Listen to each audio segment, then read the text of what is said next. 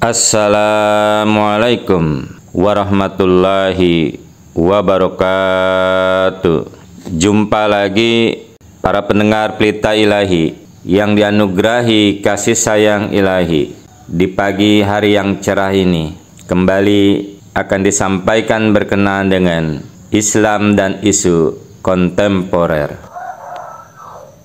Bab 1, perdamaian dan kerukunan antar agama, berkenaan dengan hujatan atau cemoohan. Islam selangkah lebih maju dibanding agama-agama lainnya dalam memberikan kemerdekaan berbicara dan menyatakan pendapat berdasarkan pertimbangan moral dan etika. Tentu saja hujatan tidak bisa diterima. Tetapi dalam Islam tidak ada hukuman fisik untuk mereka yang menghujat. Sesuatu yang memang berbeda dengan pandangan umum dalam dunia kontemporer. Saya tidak berhasil menemukan sepenggal ayat pun yang menyatakan bahwa hujatan adalah kejahatan yang dapat dihukum oleh manusia. Walaupun saya telah mempelajari Al-Quran secara mendetil dan berulang-ulang dengan konsentrasi pikiran yang mendalam. Meskipun Al-Quran sangat tidak menyukai perilaku yang tidak sopan dan bicara yang tidak pantas, ataupun melukai rasa kepekaan sesama manusia, dengan ataupun tanpa logika, namun Islam tidak menyuruh menghukum mereka yang menghujat di dunia ini dan tidak juga memberikan kewenangan kepada siapapun untuk melakukannya. Para pendengar Pelita Ilahi yang dianugerahi kasih sayang ilahi, ketahuilah hujatan dikemukakan 5 kali di dalam Al-Quran. Pertama, hal ini misalnya disinggung secara umum di dalam Al-Quran yang artinya, dan sesungguhnya telah Dia turunkan kepadamu di dalam kitab ini, bahwa apabila kamu mendengar ayat-ayat Allah diingkari dan cemoohan, maka janganlah kamu duduk bersama mereka sebelum mereka mulai masuk dalam percakapan lainnya. Jika kamu duduk, sesungguhnya kamu ketika itu serupa dengan mereka. Sesungguhnya Allah menghimpunkan orang-orang munafik dan orang-orang kafir semuanya dalam jahanam. Quran Surah An-Nisa Surah 4 ayat yang ke-141.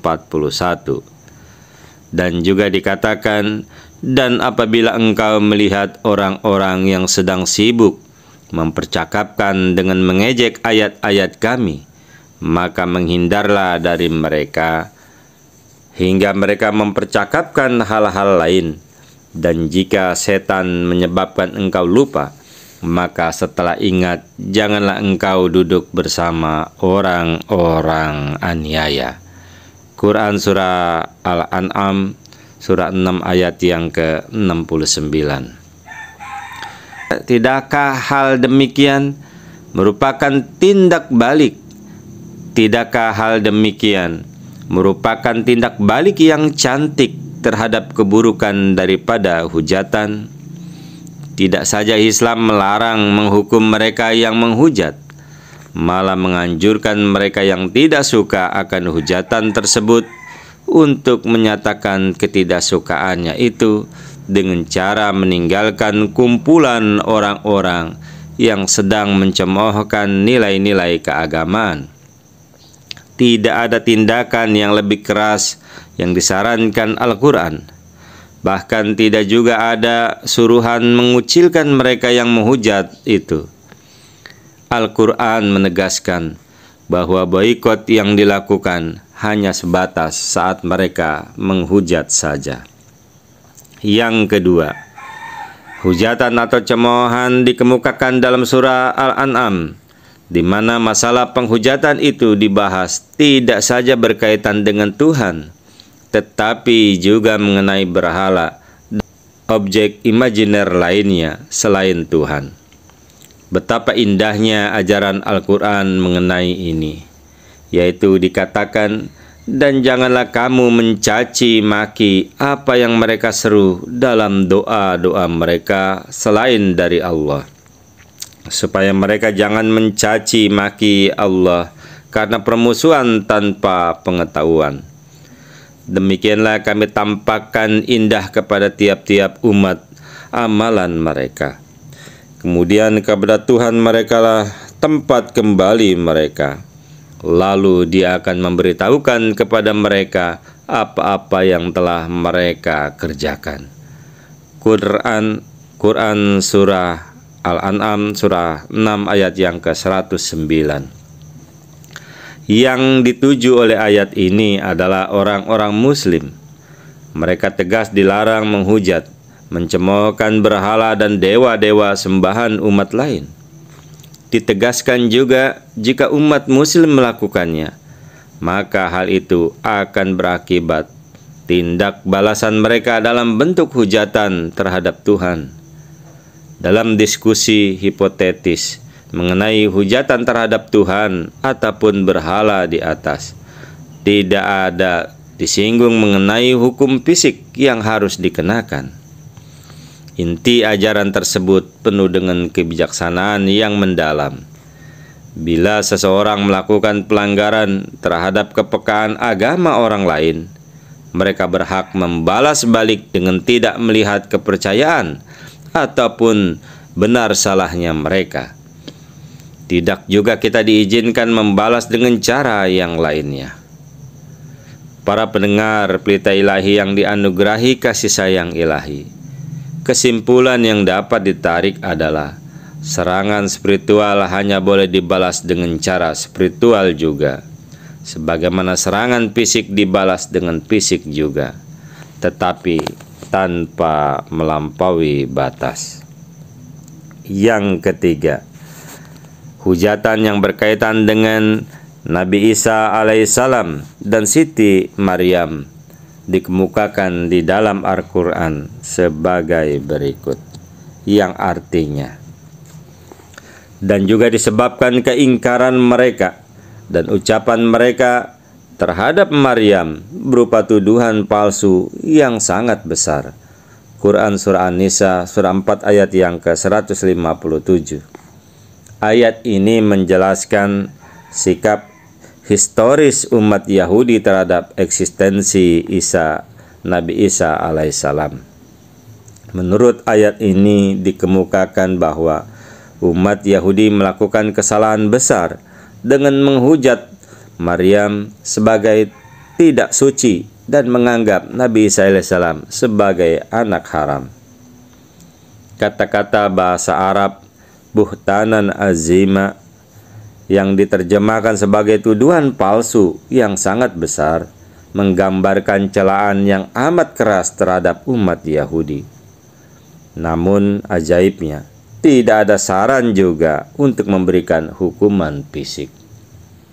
Yang keempat, menarik jika kita perhatikan bahwa meskipun umat Yahudi dicela oleh Al-Quran karena menghujat Maryam dan Nabi Isa alaihissalam, tetapi sebaliknya umat Nasrani pun dicela karena menghujat Tuhan dengan menyatakan bahwa Tuhan beranak melalui seorang perempuan.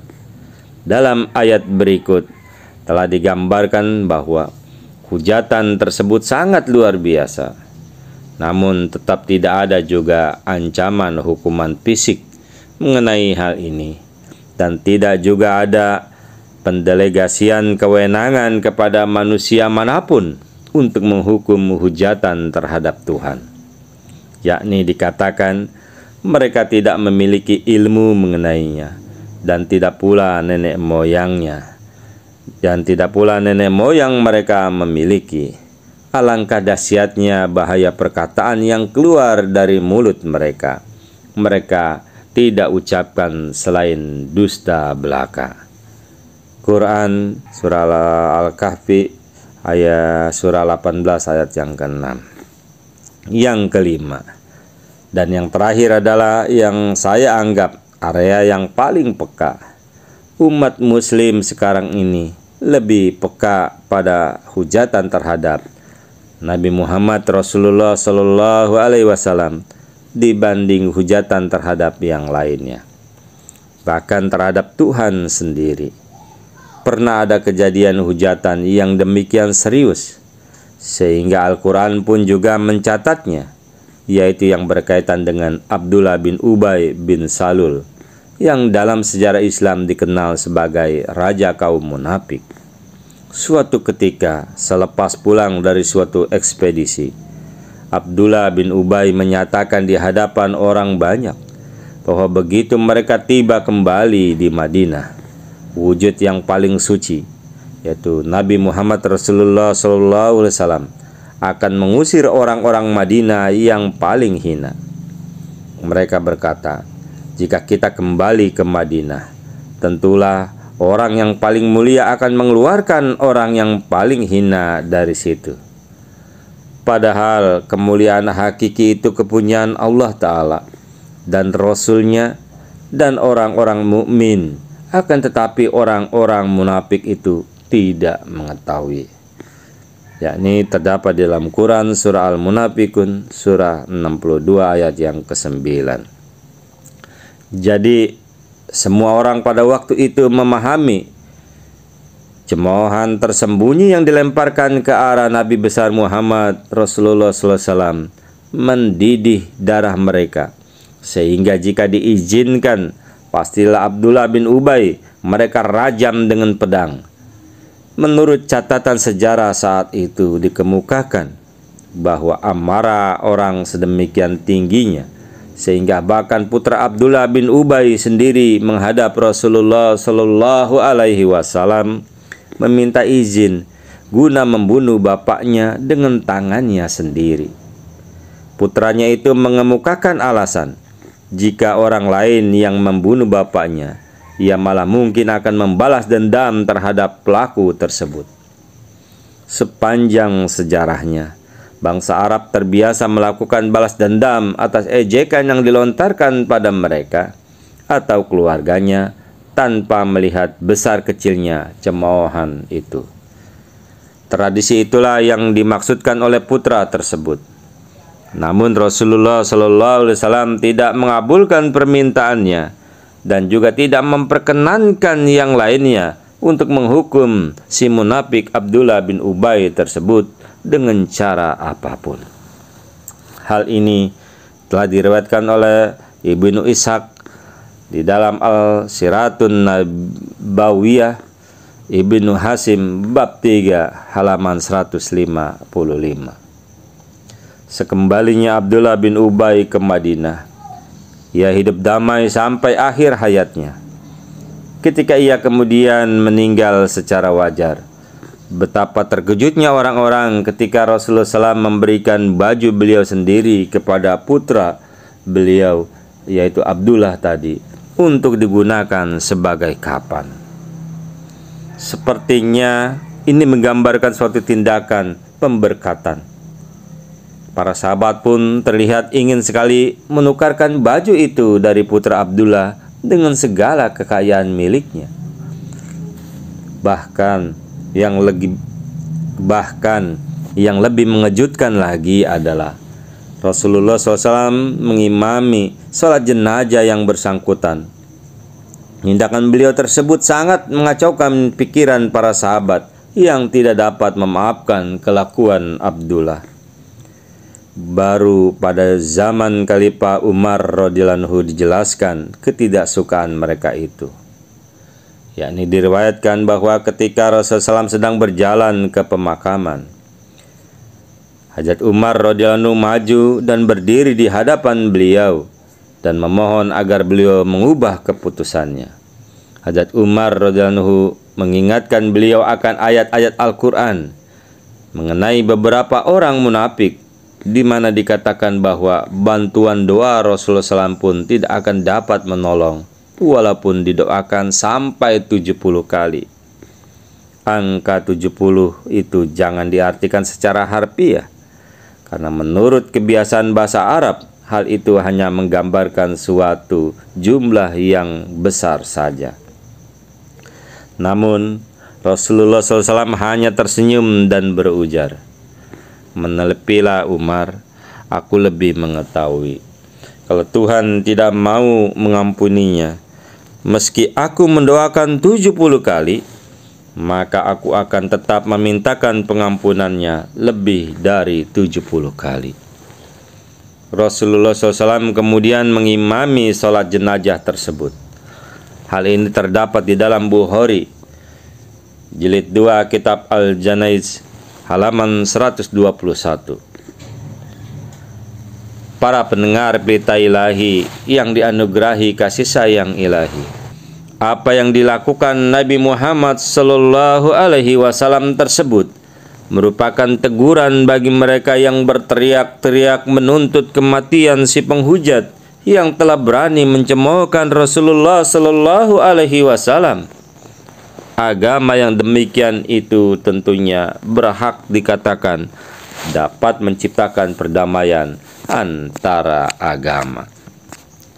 Para pendengar Pelita Ilahi yang dianugerahi kasih sayang ilahi, suatu hal pelajaran yang sangat luar biasa di dalam Islam ini, ya, kita tidak boleh, ya, untuk membunuh, ya, menghukum secara fisik orang-orang yang menghujat.